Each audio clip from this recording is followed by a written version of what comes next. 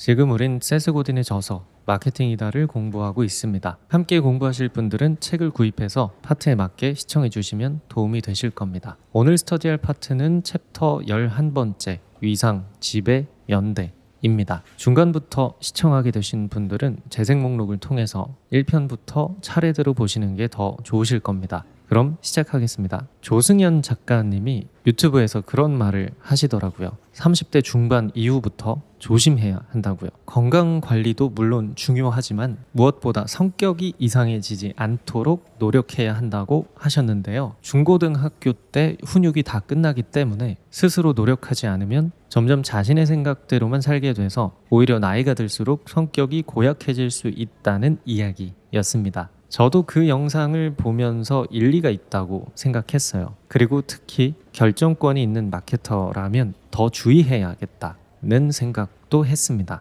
위기가 눈앞에 보이는 상황에 동료들은 리더만 바라보고 있는데 리더가 엉뚱하게 자기 고집을 내려놓지 못한다면 고객의 취향이 아니라 여전히 자신의 취향이 옳다고 주장한다면 위험하잖아요. 그에 더해서 리더의 권위를 활용하면서 그것이 자기의 생각만이 아니며 갖가지 합리화를 통해서 팀원들을 설득하려 한다면 그 선택 한 번으로 다 같이 위험해질 수도 있습니다. 세스 고딘은 끝까지 철저하게 고객만을 섬길 것을 강조해 왔죠. 리더의 취향이 아니더라도 봉사한다는 입장으로 타겟 페르소나를 분석하고 그들의 세계관, 그들의 내러티브, 그들의 세상을 받아들일 수 있어야 제대로 된 마케팅을 할 수가 있습니다. 이런 사고를 할 수 없는 자기 취향만 고수하려는 리더들이 굉장히 많다고 느끼는데요. 리더의 취향이 우연히 시장에 들어맞는 경우를 제외하면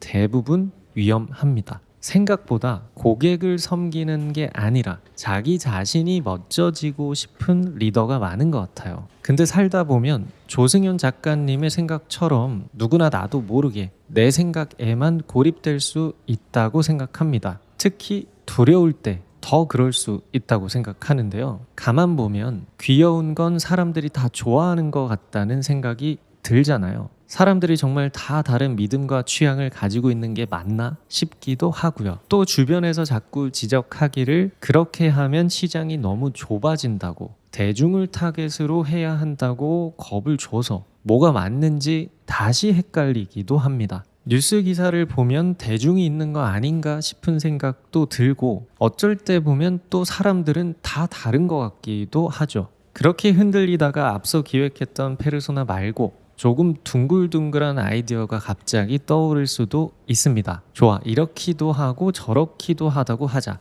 와 같은 방식의 아이디어 말이에요. 주변에서는 그래서 온갖 게 다 가능하다고? 라고 의심하면서 눈초리를 보내지만 이미 두려움에 휩싸인 자신은 그 반응을 알아보지 못합니다. 그렇죠. 디자인이 잘 된 머그컵에 미역국을 퍼서 밥을 말아 먹을 수도 있는 거잖아요. 라면을 끓여서 앞접시로 그 머그컵을 사용해도 좋고요. 흰 봉투를 감싸면 머그컵이 미니 휴지통도 되고 쿠키를 만들다가 머그컵으로 짓누르면 그 머그컵이 쿠키 커터도 될 수 있는 거잖아요. 자, 점점 미궁 속으로 빠지는 게 느껴지실 겁니다. 근데 가장 큰 문제는 리더가 그것이 미궁이라는 걸 모른 채 그래, 내 머그컵은 이것도 저것도 다 돼. 정말 대단해. 라고 믿고 있는 겁니다. 저도 이렇게 생각이 흔들리거나 고립될 수 있기 때문에 늘 조심하려고 하고 있는데요. 이번 장에서 세스 고딘 또한 비슷한 문장을 우리에게 던져줬습니다. 그러나 당신이 세상을 보는 방식은 당신이 섬기고자 하는 사람들의 세계관만큼 중요하지 않다. 앞서 살핀 대로 그들의 세계관은 언제나 당신이 선택한 이야기보다 강력하다. 그들의 머릿속 소음은 당신의 머릿속 소음과 다르다. 이 시선이 열리기까지 정말 시간이 오래 걸리는 분들도 있을 겁니다. 자신의 믿음이 단일적이고 너무나 확고해서 그런 건데요. 도저히 이해가 안 된다면 사업적으로 차라리 브랜드 없는 커머스나 도매를 하시는 편이 훨씬 잘 맞으실 수도 있습니다. 그러나 그럼에도 불구하고 다양성에 대해서 이해하고 받아들이고 싶다면 브랜드 전략을 한번 펼쳐보고 싶으시다면 이번 장에서 세스 고딘이 강조한 위상을 통해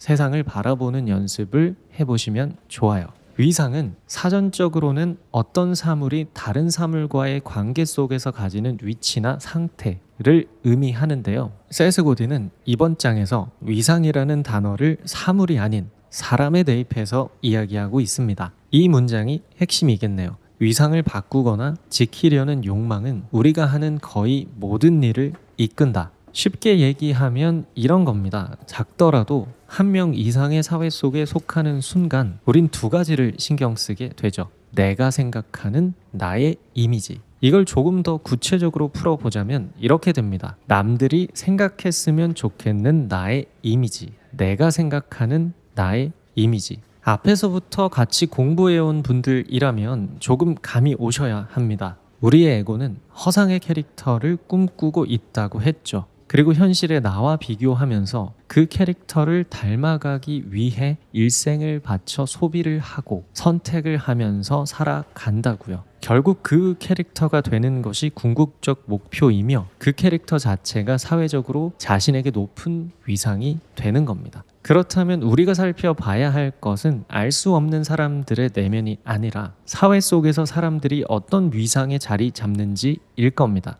결국 각 사람들이 자리 잡고자 하는 위상의 위치가 본인이 생각하는 캐릭터일 테니까요. 남들이 생각하는 나의 이미지와 내가 생각하는 나의 이미지가 같은 그 지점이 마지막 종착지일 겁니다. 거의 대부분은 남들이 생각하는 나의 이미지도 내가 생각하는 나의 이미지도 아직 종착지에 가닿지 못했을 가능성이 높습니다. 그래서 부단히 노력하고 소비하는 거겠죠. 아무튼 이 현상은 이미 이루어지고 있는 것이기 때문에 파악만 하시면 됩니다. 세상은 에고가 만든 다양성으로 이루어져 있다는 걸 파악하는 거예요. 저자는 사람들이 바라는 위상의 위치를 크게 지배와 연대 두 가지로 나누어 제시했습니다. 지배부터 살펴보는 게 이해가 쉬우실 거예요. 자신이 그럴 수도 있고 주변 사람이 그럴 수도 있고 컨텐츠에서 본 사람이 그럴 수도 있는데요. 남들을 깎아내리면서 인생을 전쟁처럼 사는 사람들이 있습니다.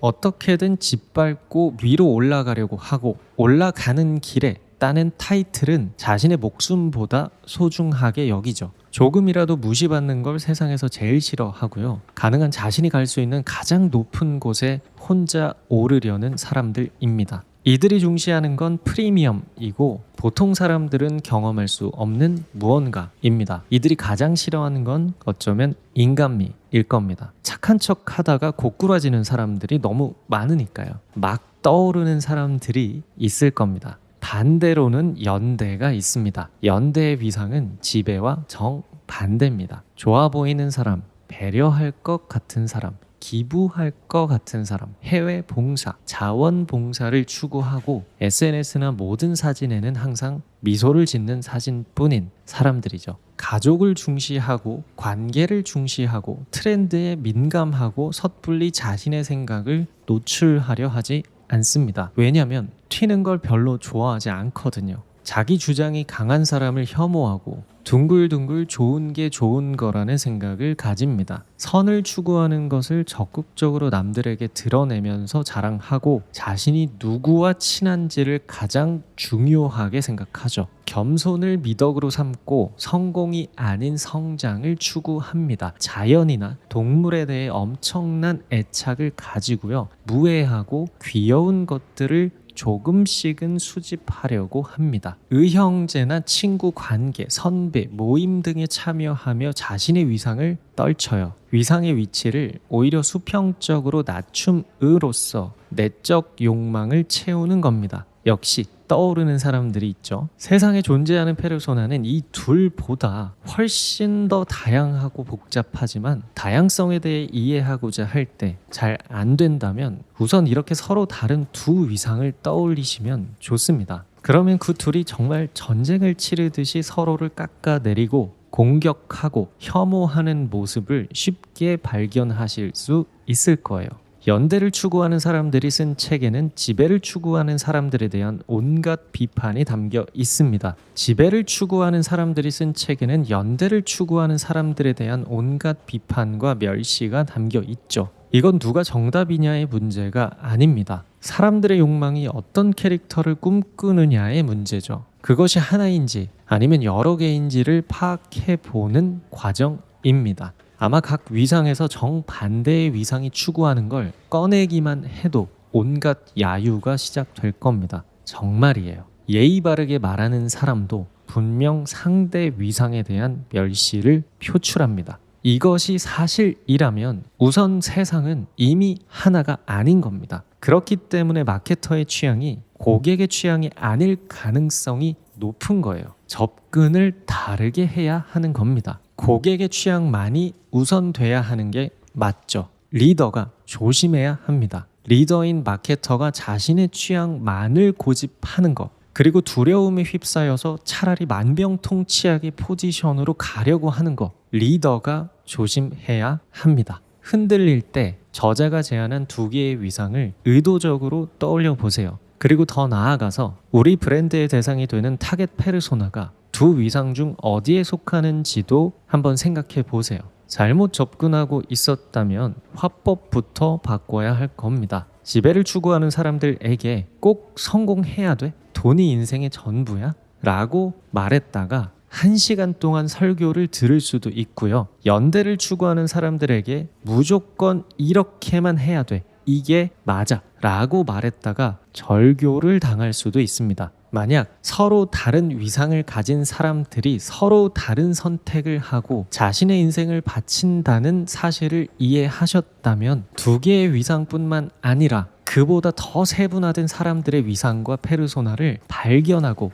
연구하고 파헤쳐 보세요. 그럼 저자가 왜 마케팅을 하려면 다양성부터 이해하고 받아들여야 한다고 말했는지, 왜 마케터가 자기 고집이 아니라 고객을 섬기는 태도를 가져야 한다고 말했는지 납득이 되실 겁니다. 다른 페르소나를 꿈꾸는 사람들에게 마케터 자신만 꿈꾸는 페르소나를 제안하는 건 정말 효과가 없을 겁니다. 좋은 마케터가 되려면 다양성을 받아들이는 훈련과 자기 자신을 내려놓는 훈련을 필수로 해야 합니다. 만약 자신과 자신의 팀원이 다양성에 대한 고찰을 해보지 않았다면 수많은 의견 충돌이 있을 겁니다. 왜냐면 다 자기 자신이 꿈꾸는 페르소나 입장에서만 말할 거거든요. 다 같이 세상의 다양성을 이해하고 마케터 각각 자신이 아니라 우리 브랜드가 타겟해야 할 페르소나는 누구이고 그들이 꿈꾸는 건 무엇인지, 그렇다면 그들을 위해서 어떤 기획을 하는 게 좋을지 의논하는 길로 가야 건강한 토론이 이루어질 겁니다. 그게 무슨 재미냐고 말씀하실 수도 있겠는데요. 제가 생각하는 진짜 프로는 자기 자신의 정체성과 상관없이 고객을 100% 섬기는 사람입니다. 하지만 현실적으로 이럴 수 있는 사람은 극소수일 거예요. 재미도 정말 없을 거고요. 오로지 사업을 위한 선택인 거죠. 모두가 프로가 될 필요는 없기 때문에 창업자의 페르소나를 기반으로 브랜드를 설계하는 스몰 브랜드를 선택하는 게 현실적일 겁니다. 재미는 있을 거예요. 그러나 자신의 페르소나가 너무 좁다면 사업성은 없을지도 모릅니다. 그래서 적절히 공감할 수 있으면서도 시장 조사를 통해 발견한 페르소나에 집중하는 방식이 사업적으로는 의미가 있다고 저는 생각합니다. 그러나 이 방식의 접근을 할 때 다양성에 대한 이해가 없고 자기 자신을 내려놓을 줄 모른다면 배가 산으로 갈 가능성이 높습니다. 전략적 선택은 자유이지만 재미만으로 사업을 계속 영위할 수는 없다는 것도 중요한 사실인 것 같습니다. 저도 다양성을 이해하려고 할 때 감정적으로 많이 혼란스러웠습니다. 지금까지 내가 믿어왔던 모든 것들이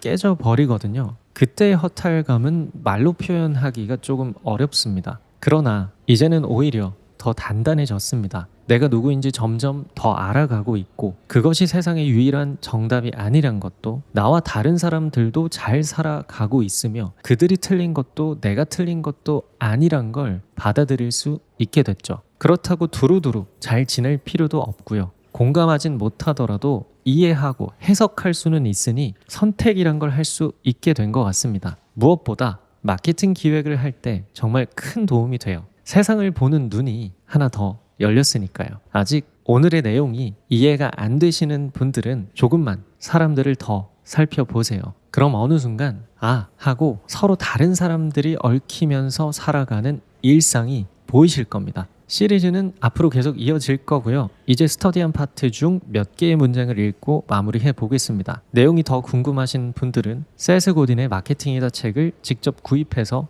정독해 보세요.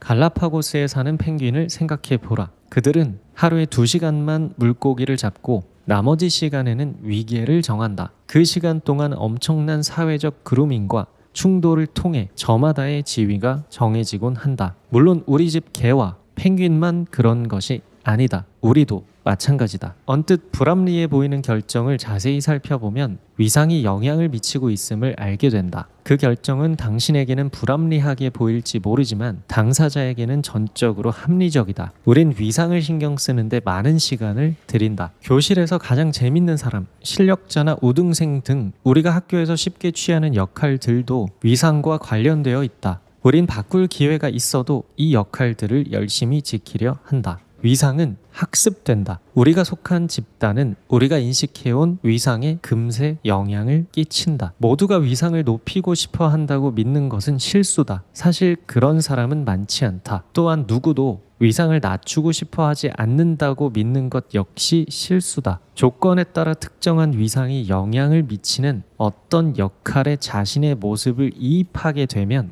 그 위상을 유지하거나 심지어 낮추려고 싸우게 된다. 사람들은 다른 사람과 교류할 때 대개 상대적 위상을 바꾸려 시도한다. 즉 자신의 위상을 상대보다 높이려 하거나 이를 포기하고 자신의 위상을 낮춰서 안전을 추구한다. 앞서 설명했지만 손더는 다른 사람들이 우리와 다른 것을 원하고 믿고 알며 머릿속에 비슷한 소음이 있다는 사실을 인정하는 관대한 행위다. 그러나 세상에 변화를 일으키려면 다른 사람들이 특정한 믿음을 가졌다고 가정해야 한다. 그들의 머릿속에 존재하는 소음을 들을 방법은 없다. 그러나 그들이 하는 행동을 관찰하면 이를 토대로 추측할 수 있다. 누가 먼저 먹는지와 누가 황제 옆에 앉는지는 지금도 중요한 문제다. 둘 다 위상과 관련된 문제다. 다만 하나는 지배, 다른 하나는 연대와 관련된다. 당신의 청중은 어떤 내러티브에 공감하는가?